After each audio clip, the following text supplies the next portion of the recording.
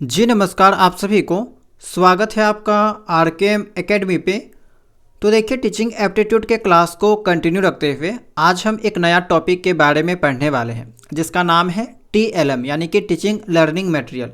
इसी को हिंदी में शिक्षण सहायक सामग्री या फिर शिक्षण अधिगम सामग्री के नाम से जाना जाता है। और ये भी आपका यूनिट 3 का एक इम्पॉर्टेंट टॉपिक है। यूनिट 3 में एक टीचिंग मेथड के बाद अगर सेकेंड जो मोस्ट इम्पॉर्टेंट टॉपिक है वो आपका यही है टीएलएम। ओके, तो सबसे पहले जानते हैं कि आखिर टीएलएम क्या होता है। तो शिक्षण सहायक सामग्री वे उपकरण हैं जो अध्यापन अधिगम की प्रक्रिया को सरल बनाता है, प्रभावकारी बनाता है और रुचिकर बनाता है। सिंपल भाषा में अगर समझाया जाए तो देखिए, एक टीचर जब बच्चों को पढ़ाता है तो पढ़ाने के दौरान जिन जिन सामग्रियों का उपयोग करता है बच्चों को सिखाने के लिए, समझाने के लिए, वही आपका टीएलएम है, टीचिंग लर्निंग मटेरियल है। जैसे कि यहाँ पे ग्लोब देख पा रहे हैं, तो मान लीजिए कि बच्चों को ज्योग्राफी पढ़ाया जा रहा है और टीचर जो है वो ग्लोब के माध्यम से बच्चों को समझा रहा है, तो यहाँ पे ये जो ग्लोब हो जाएगा वो आपका टीएलएम हो जाएगा। किताब के माध्यम से कुछ चीज़ें समझाई जा रही है तो किताब आपका टीएलएम हो जाएगा। मान लीजिए मानचित्र है, मैप है, मैप के माध्यम से बच्चों को कुछ सिखाया जा रहा है तो ये जो मानचित्र है, ये जो मैप है वो आपका टीएलएम हो जाएगा। इसके अलावा कोई भी चीज़ जिसका उपयोग टीचर के द्वारा किया जा रहा है बच्चों को समझाने के लिए, वो आपका टीएलएम के अंतर्गत आ जाएगा। ठीक है, यह सामग्री छात्रों के इंद्रियों को सक्रिय करके ज्ञान को अस्थायी बनाती है। तो ये जो सामग्रियाँ हैं, ये जो टीएलएम है वो बच्चों के जो सेंस ऑर्गन हैं उनको एक्टिव करता है और इस कारण से जो बच्चे चीज़ों को सीखते हैं वो उनका जो है परमानेंट रहता है, यानी कि अस्थाई अधिगम होता है। ठीक है, उनका जो ज्ञान है वो अस्थाई बनती है, यानी कि लंबे समय तक उसके ज्ञान में, उसके दिमाग में वो चीज़ बैठा हुआ रहता है और बच्चे जो है वो आसानी से रुचिपूर्वक चीज़ों को सीखते हैं। टीएलएम एक ऐसा जादुई टूल किट है जो कठिन विषयों को आसानी से समझने में मदद करता है। तो देखिए, बड़ा से बड़ा टॉपिक जो है उसको टीएलएम के मदद से आसानी से समझाया जाता है। ठीक है, आप बीएड कोर्स में जाएंगे तो वहाँ पे बहुत सारा टीएलएम आपको बनाना होगा, बहुत सारा प्रोजेक्ट आपको बनाने के लिए दिया जाता है, चार्ट पेपर में प्रोजेक्ट बनाने के लिए दिया जाता है। ठीक है, चार्ट पेपर दिया जाता है। तो ये सब चीज़ें जो है आपको यहाँ पे इसीलिए दिया जाता है ताकि आप इसके साथ जो है वो अच्छे से समझें और जब आपको पढ़ाने का मौका मिले तब उसको जो है अच्छे से उपयोग कर सके। तो प्रोजेक्ट हो गया, चार्ट पेपर हो गया, इसके अलावा बहुत तरह के जो है आपको यहाँ पे वर्क दिए जाते हैं, एक्टिविटी दिए जाते हैं। तो ये सब आपका टीएलएम के अंतर्गत आ जाएगा। अब चलते हैं यहाँ पे टीएलएम का वर्गीकरण, क्लासिफिकेशन ऑफ टीएलएम के बारे में समझते हैं। तो इंद्रियों के प्रयोग के आधार पे टीएलएम को 3 मुख्य भागों में बांटा जाता है। टीएलएम का फुल फॉर्म आपको पता होना चाहिए। 3 भाग कौन कौन सा है? तो एक है आपका दृश्य सहायक सामग्री यानी कि विजुअल एड्स, दूसरा है आपका श्रव्य सहायक सामग्री यानी कि ऑडियो एड्स, और तीसरा है आपका दृश्य श्रव्य सामग्री यानी कि ऑडियो विजुअल एड्स। ठीक है, तीनों का नाम याद रखिएगा। अब विजुअल एड्स में कौन कौन सा सामग्री आ जाएगा? तो वैसा सामग्री जिसको केवल देखा जा सकता है, जिनमें केवल देखने वाले इंद्रियों का प्रयोग होता है। ठीक है, श्रवण सहायक सामग्री क्या है? जिनमें केवल श्रवण इंद्रियों का प्रयोग होता है सुनने के लिए।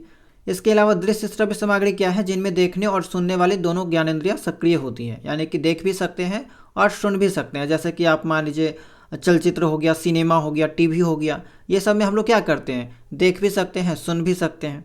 ठीक है, तो जैसे कि यहाँ पे अगर बात करें श्रव्य सहायक सामग्री में, तो ऑडियो, कोई भी ऑडियो ले लीजिए, म्यूजिक ले लीजिए। ठीक है, इसके अलावा टेप रिकॉर्डर ले लीजिए, ये सबसे केवल सुना जा सकता है। रेडियो हो गया, ये सब इसके अंतर्गत आ जाएगा। ठीक है, आगे और भी डिटेल में बात करेंगे तब आपको और भी अच्छे से समझ में आ जाएगा। सभी में जो है वो यहाँ पे कम से कम बहुत सारे एग्जाम्पल के बारे में डिस्कस करेंगे। खास करके यहाँ पे दृश्य सहायक सामग्री का जो है यहाँ पे बहुत ज़्यादा सामग्री आपको देखने को मिलेगा। तो चलिए इसको डिटेल में बात करते हैं ताकि और भी गहराई से आप चीज़ों को समझ सकें। तो पहला है आपका दृश्य सहायक सामग्री यानी कि विजुअल एड्स। अब इसके अंतर्गत क्या क्या चीज़ें आ जाएगी? तो देखिए, पहला चीज़ है वास्तविक पदार्थ यानी कि रियल मैटर। वे वस्तुएं जिन्हें बालक देखकर व छूकर अनुभव कर सकता है, जिससे उनकी अवलोकन शक्ति, ऑब्जर्वेशन स्किल का विकास होता है। जैसे कि बहुत बार क्या होता है कि टीचर जब बच्चों को पढ़ाते हैं तो वो फिजिकली सामान को लाते हैं और बच्चों को टच करके सिखाते हैं, यानी कि बच्चों के सामने रख कर सिखाते हैं। जैसे कि मान लीजिए कि आप प्राइमरी क्लास के बच्चों को पढ़ा रहे हैं कि ए फॉर एप्पल। ठीक है, तो अगर एप्पल को लाएं और सभी बच्चों को दे दिए या फिर सभी बच्चों को दिखा के आप समझा रहे हैं कि देखो ये एप्पल है, तो वो आपका जो है रियल मैटर कहलाएगा, ठीक है। और ये भी आपका विजुअल एड्स के अंतर्गत आ जाएगा।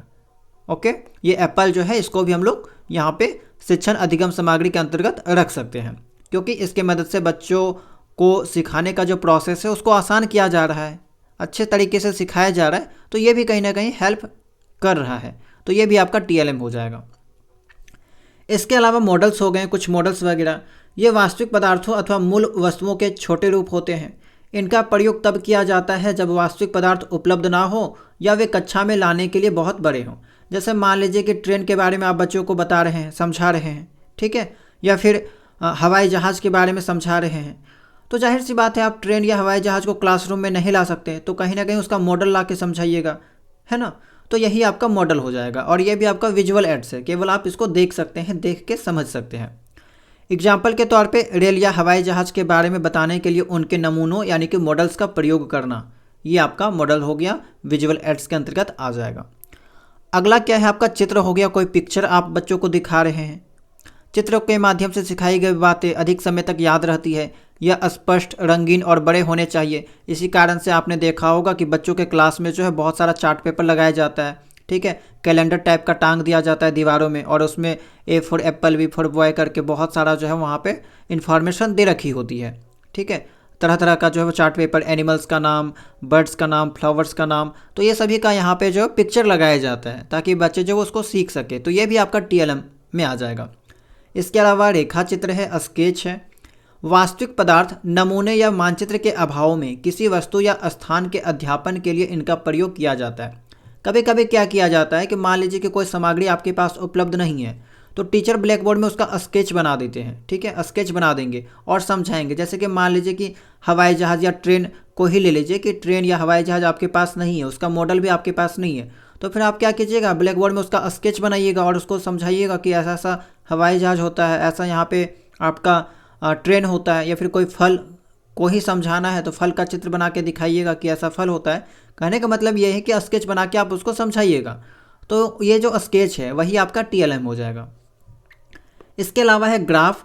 तो जलवायु, उपज और जनसंख्या जैसे आंकड़ों का ज्ञान सरलतापूर्वक देने के लिए प्रयोग किए जाते हैं। ग्राफ का यूज आप लोग सभी जानते होंगे, जनरली मैथ में आपने इसका उपयोग किया ही किया होगा, है ना।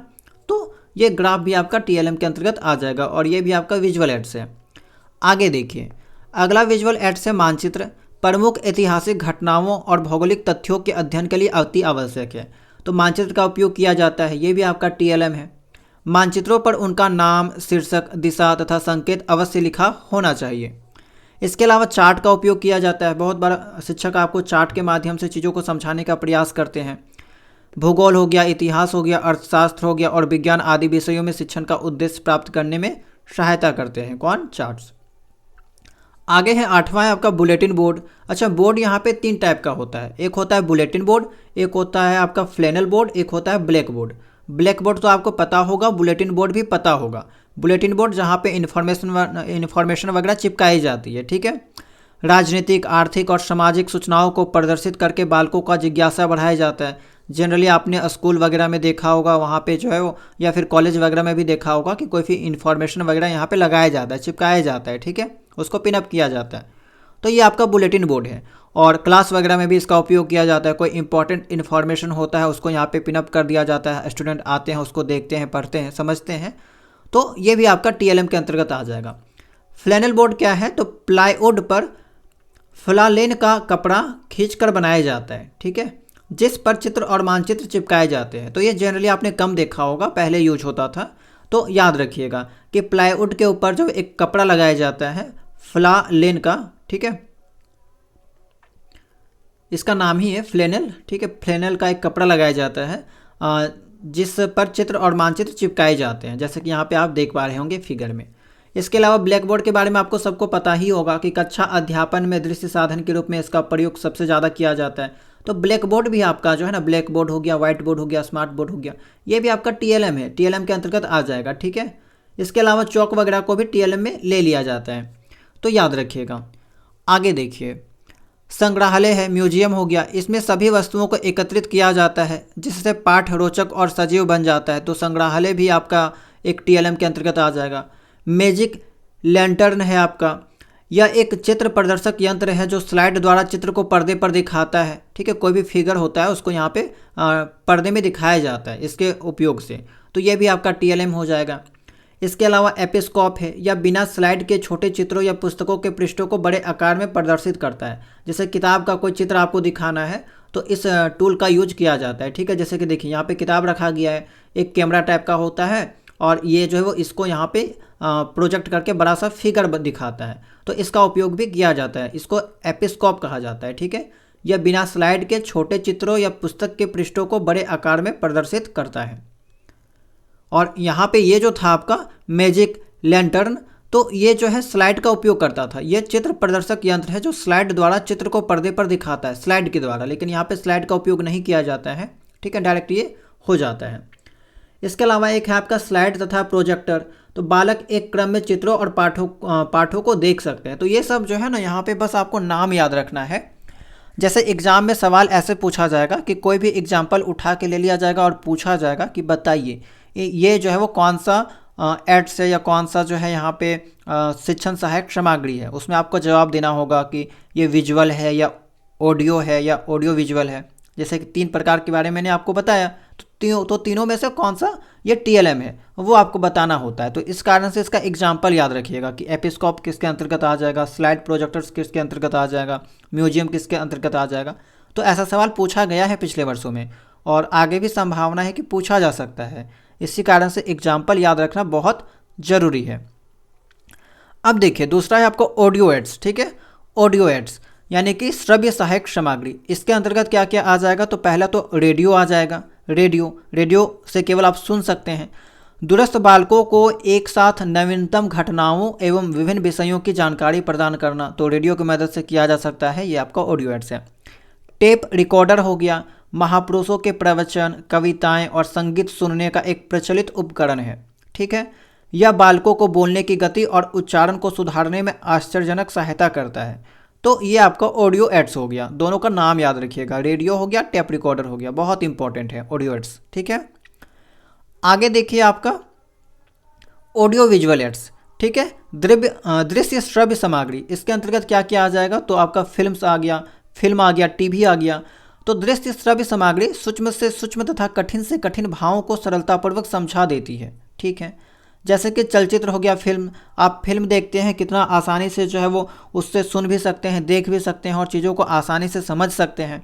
इसमें दोनों इंद्रियां सक्रिय रहती है जिससे प्राप्त ज्ञान अधिक अस्थायी होता है और कल्पना शक्ति का विकास होता है। इसके अलावा टेलीविज़न है आपका। इसका दायरा सिनेमा से विस्तृत है। इग्नू व यूजीसी द्वारा उपग्रहों की मदद से शैक्षिक कार्यक्रमों का प्रसारण किया जाता है। आपने टीवी वगैरह में भी देखा होगा कि वहाँ पे बहुत सारे क्लासेस मतलब कि प्रोवाइड कराई जाती है, आपको प्रदान की जाती है। तो क्लासेस वगैरह का भी चैनल आपने टीवी में नोटिस किया होगा। कोई ऐसा चैनल होता है जहाँ पे दिन भर क्लासेस चलती है, पढ़ाया जाता है, लेकिन बच्चे हालांकि बहुत कम देखते हैं उस चैनल को, लेकिन वहाँ पे कराया जाता है। ठीक है, तो टेलीविज़न भी आपका हो गया। तो ये सब आपका ऑडियो विजुअल एड्स के अंतर्गत आ जाएगा। अब यहाँ पे और भी कौन कौन सा है ऑडियो विजुअल एड्स के अंतर्गत, तो आपका कंप्यूटर हो गया। शिक्षा के क्षेत्र में इसे आधुनिक इलेक्ट्रॉनिक उपकरण का व्यापक उपयोग होने लगा है। यह चित्रों और चलचित्रों के माध्यम से पाठ को अत्यंत जीवंत एवं मनोरंजक बना देता है। छात्रों को उच्च कोटि का पुनर्बलन रीइंफोर्समेंट प्राप्त होता है और इंटरनेट से विविध जानकारी मिलती है। तो ये भी आपका जो है ऑडियो विजुअल एड्स के अंतर्गत आ जाएगा। आजकल एआई का उपयोग होने लगा है। एआई, तो यहाँ से भी क्या कर सकते हैं, एआई से आपने देखा होगा कि वीडियो जनरेट कर सकते हैं, ऑडियो जनरेट कर सकते हैं, ऑडियो वीडियो साथ में जनरेट कर सकते हैं। तो ये सब आपका जो है यहाँ पे टीएलएम के अंतर्गत आ जाएगा और आजकल इसका भी प्रयोग जो है वो शिक्षण अधिगम सामग्री में किया जाता है। ठीक है, तो ये भी आपका टीएलएम के अंतर्गत आ जाएगा।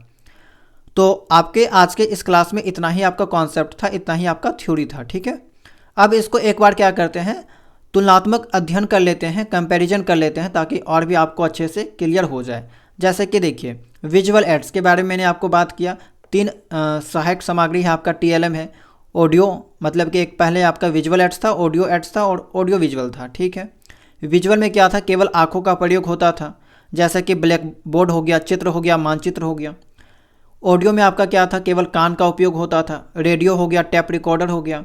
ऑडियो विजुअल में क्या था, आँख और कान दोनों का उपयोग होता था, दोनों का प्रयोग, ठीक है। उदाहरण के तौर पे टीवी हो गया, कंप्यूटर हो गया, सिनेमा हो गया। तो देखिए एक बार में मैंने सभी चीज़ें आपका रिवीजन करा दिया, ठीक है, रिवीजन आपका हो गया।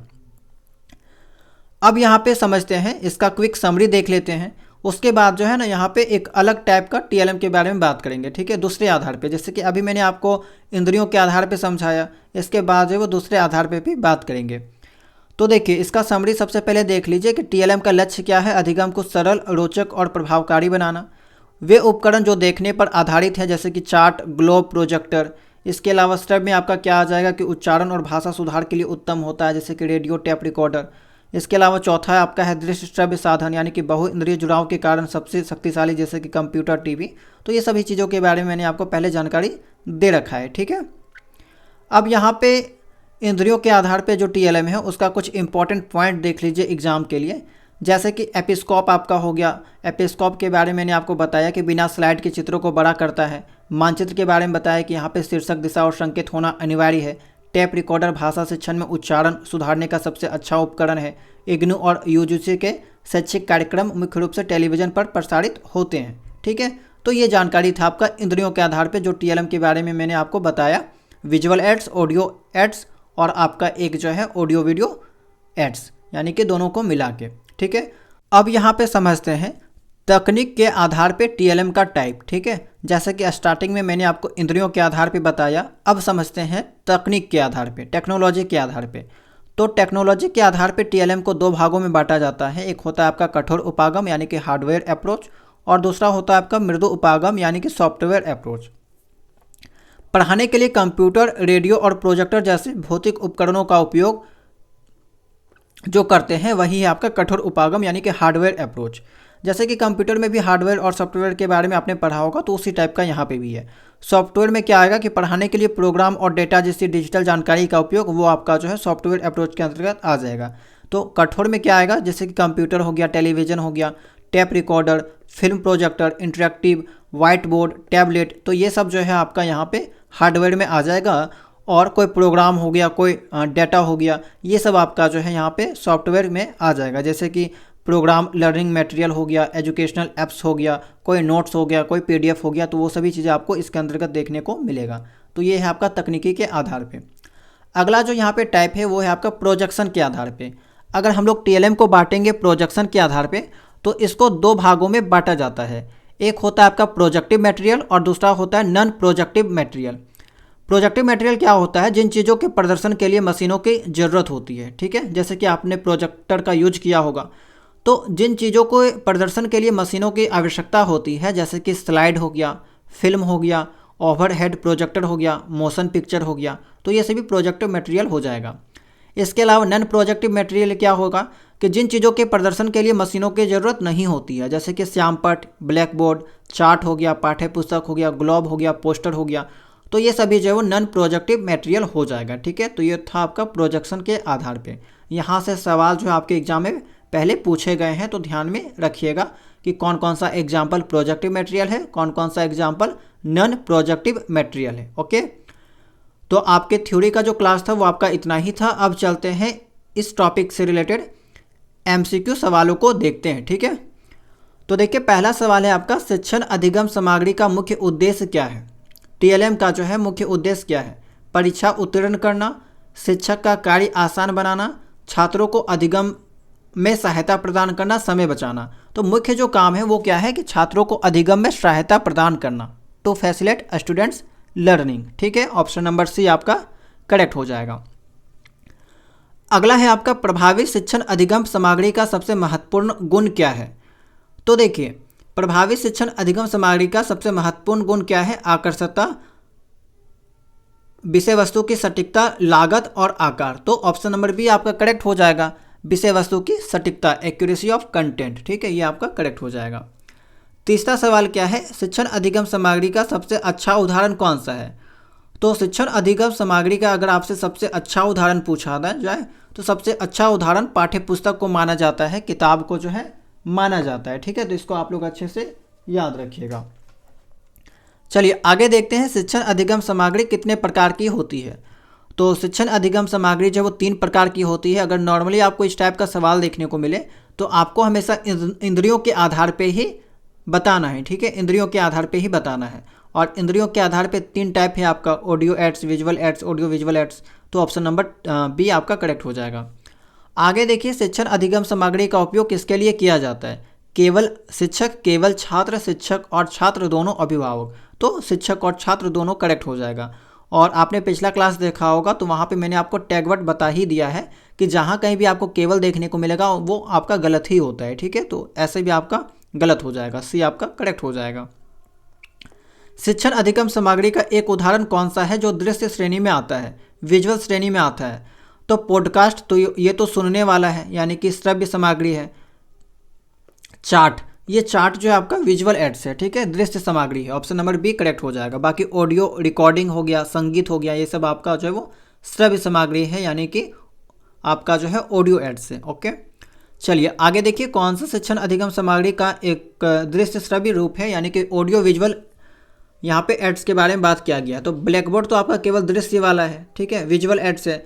वीडियो टेप, रेडियो और न्यूज़पेपर, तो वीडियो टेप आपका करेक्ट हो जाएगा। वीडियो टेप में आपका क्या होता है कि ऑडियो भी होता है और वीडियो दोनों होता है, ठीक है। बाकी रेडियो आपका केवल ऑडियो है, न्यूज़पेपर केवल आपका विजुअल है, ठीक है। तो ऑप्शन नंबर बी आपका करेक्ट हो जाएगा।